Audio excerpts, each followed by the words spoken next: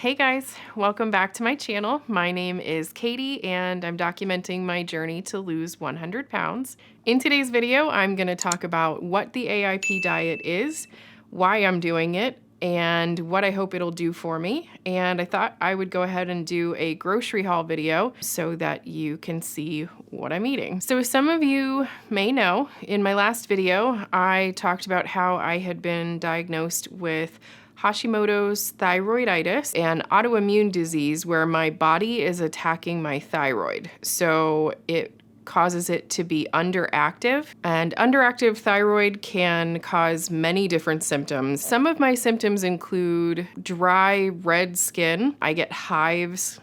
I have sensitivity to light and to the sun and to heat. I get fatigued. I have depression and anxiety that may or may not be related to that. Memory issues and digestive problems. But that's where the AIP diet comes in. AIP stands for Autoimmune Paleo or Autoimmune Protocol, depending on where you look, and it is an elimination diet that was designed by doctors or scientists that can help determine if you have any food sensitivities that may be contributing to your symptoms of your autoimmune disease. Their theory is that certain foods cause inflammation in our gut, and that by eliminating them, we can allow our bodies to heal. A lot more research needs to be done, but there are a couple studies that I will link below that show that this diet can be beneficial. From what I understand, you can't cure autoimmune diseases, but diet may help control your symptoms and can improve your quality of life, so that's why I decided to try it. The diet is broken down into 3 phases. Phase 1 is the elimination phase. In this phase, I will remove foods that are thought to cause inflammation, and it lasts until you have a significant decrease in your symptoms, which is usually 30 to 90 days. Then you move into phase 2, which is the reintroduction phase. In this phase, I will individually reintroduce foods that were cut in phase 1 and see if my body has a reaction to them. If it does, then they are cut for good. And if not, then I get to reintroduce them back into my diet. And phase 3 is the maintenance phase where you just move forward with the foods that you didn't have a reaction to. Today, I am starting phase 1, the elimination phase. And the list of foods that I have to eliminate is really long. Okay, so it is alcohol, processed vegetable oils, added sugars and sugar substitutes except honey and maple syrup, all grains, including pseudo grains like chia and quinoa, all dairy, including ghee, all legumes, including green beans, snap peas, and soy, any processed food chemicals and ingredients like carrageenan, guar, or xanthan gum, nitrates, nitrites, yeast extract, and any other chemical that you can't read. If you can't read it, you can't eat it. All eggs, including the white and the yolk, any coffee, nuts or nut butters, seeds, and spices that are derived from seeds, like mustard, cumin, and nutmeg, nightshades, which are like sweet or hot peppers, eggplants, white potatoes, and tomatoes, and then any spices that are derived from nightshades, like chili powder, cayenne pepper, and paprika. It's a lot. So you're probably wondering, what can I even eat? So I thought instead of listing all of that out, I would just take you grocery shopping. So let's go do that.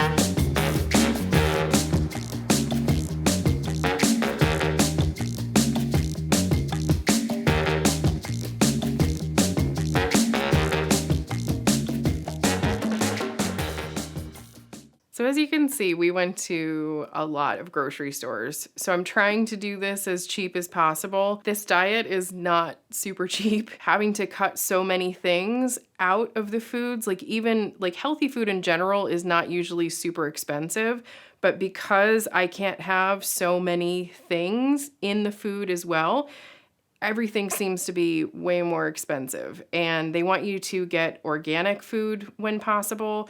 And your meats are supposed to be pasture raised, like organic, ethically sourced type stuff, which I'm trying to do as much as possible, but our budget is not usually this high, so it's hard for me to be okay with spending so much money on food.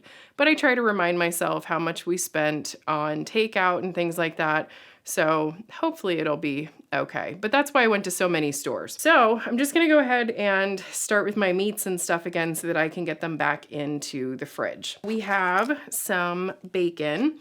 This is no sugar added, no nitrites, no nitrates. Those are things you wanna look for if you're gonna do this diet for any reason when you're trying to buy bacon. And then I've also got organic ground pork. I thought this was pasture-raised pork, but apparently it may not be, but that's okay. Organic is good enough for me. So I got organic ground pork and we have organic ground chicken. I figured with poultry, we were just gonna do organic. Finding pasture-raised or free-range chicken is pretty difficult, so we just got organic chicken. And then I got organic, this one is grass-fed ground beef. So we have a bunch of this. Got some frozen butternut squash and frozen riced cauliflower because it's easier than buying whole cauliflower and doing it myself. And then for vegetables, I've got zucchini. I don't know why they put them in plastic, but they do. So zucchini and lots of carrots, like 4 bags of carrots. And we've got organic celery. So I'm not doing all organic. I am choosing to do what they call the dirty dozen, the 12 fruits and vegetables with the most pesticide residue. So those are the ones that we're definitely getting organic, and then we're just kind of getting regular for everything else. So that's organic celery. And then I got green onions and Vidalia sweet onions, red onions, because I like onions, and sweet potatoes. So the diet says that you can't have any like regular white potatoes, like no russet potatoes, no yellow potatoes, those types, but you can have orange or white sweet potatoes. I think there's like a Japanese sweet potato that's white, or a Hana version, I think is what they said. Not really sure. I've never seen a white sweet potato, but apparently they exist. And then I got some mushroom caps. We're gonna be making breakfast stacks this week. So you put like well, I'll show you in my next video. I think I'm gonna do a what I eat in a day video next, but we're gonna be having breakfast stacks, so they sound pretty good. And then I got organic arugula and spinach mix. Greens in general are on the list, so I'm just getting any greens that we get organic. So those ones are organic. And then I got a bunch of fruit. I'm not really sure, I think avocado's a fruit, but whatever. I got avocados, limes, lemons, oranges, cabbage, which is a vegetable.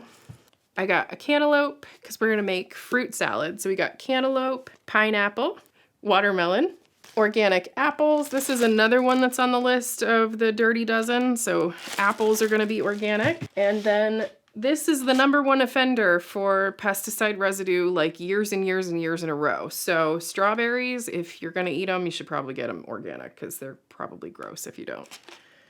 And I probably never have, so. Full of pesticides. Okay, and then, so we're allowed to have honey and maple syrup on this diet. That's like the only non-naturally occurring sugars that we're allowed to have. So we got some organic wildflower honey and grade A pure 100% organic maple syrup, the fancy stuff.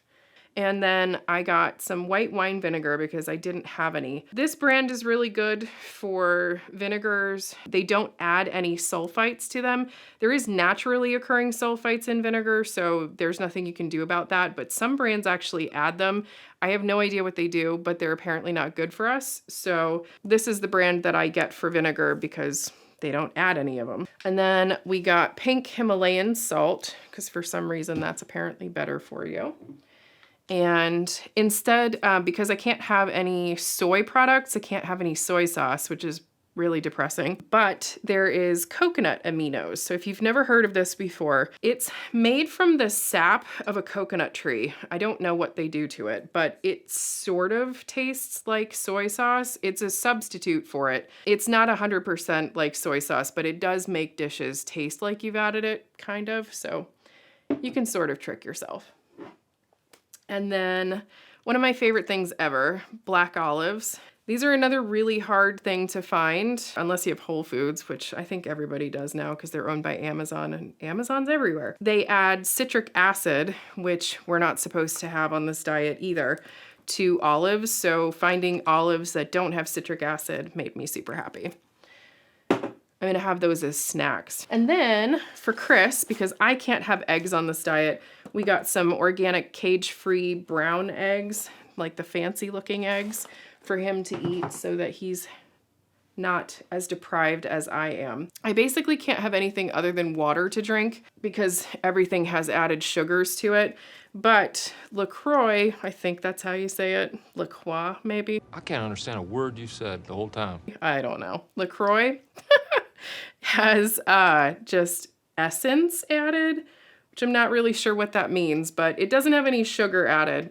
They're not super fantastic, but I imagine at some point during this diet, this is gonna be like the most amazing thing I've ever drank in my life. And then I have in my head this vision of some sort of like,